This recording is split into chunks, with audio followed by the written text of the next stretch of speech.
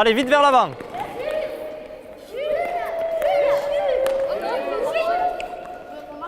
Allez, vite vers l'avant, vite vers l'avant.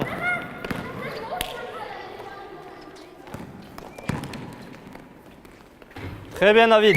Super. Allez, Augustin, cherche un joueur tout seul. Au départ, le basket n'était pas tout à fait le basket que l'on connaît actuellement, puisqu'en fait, c'était un jeu que pratiquaient les ouvriers avant de rentrer à l'usine.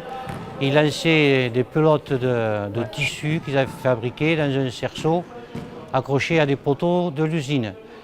Et petit à petit, donc, grâce notamment à un cadre de l'usine qui connaissait déjà le basket, qu'il avait connu à Vienne quand il était dans son école de formation, il a essayé donc d'initier tous ces gens à la pratique du basket.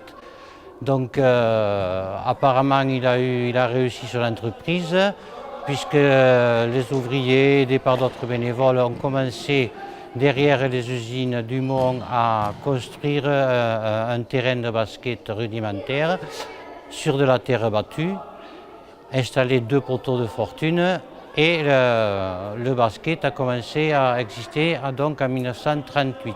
Un des tournants du club a été en 1980 où les dirigeants de l'époque ont créé pour la première fois une école de basket qui s'adressait donc à tous les enfants de 5 à 18 ans. Et là, nous avons eu immédiatement un gros succès auprès de la jeunesse lavlanécienne.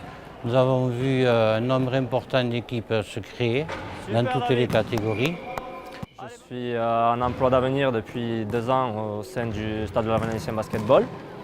Donc cette année, le club compte 140 licenciés, répartis en 12 équipes. Donc il y a 4 équipes mini-basket, 6 équipes de jeunes et 3 équipes seniors. Mais il y a des dirigeants ou des entraîneurs incontournables qui ont agi pour le club pendant bien sûr, toujours pareil, sur le système du bénévolat et qui ont fait marcher le club des dizaines d'années.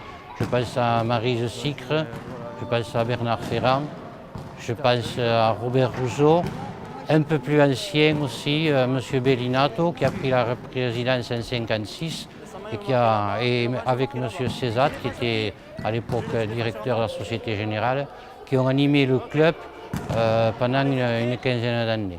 L'objectif au sein du club, que tout le monde joue déjà. Ensuite, avoir une équipe senior compétitive. Allez, tu en as pareil. D'un point de vue personnel, je m'occupe de l'administration et aussi de la partie sportive, donc l'encadrement de toutes les équipes de jeunes.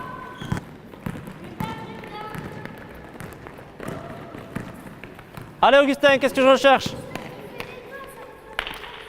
Eh oui, il a raison Evan. Donc cette année, moi je passe un BPGEPS, sport collectif mention basket, qui se déroule à Toulouse, au CREPS, et en partie aussi à la Maison du Basket.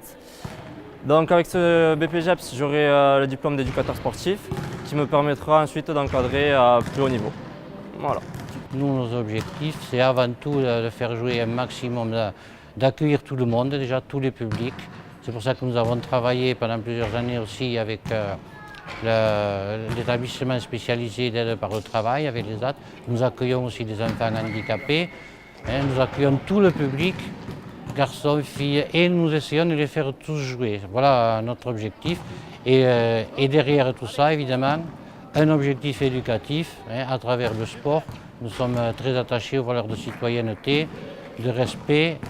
Et c'est à travers le basket, nous essayons d'inculquer ces valeurs à toute la jeunesse. Alors, moi je suis parent bénévole de joueurs de basketball.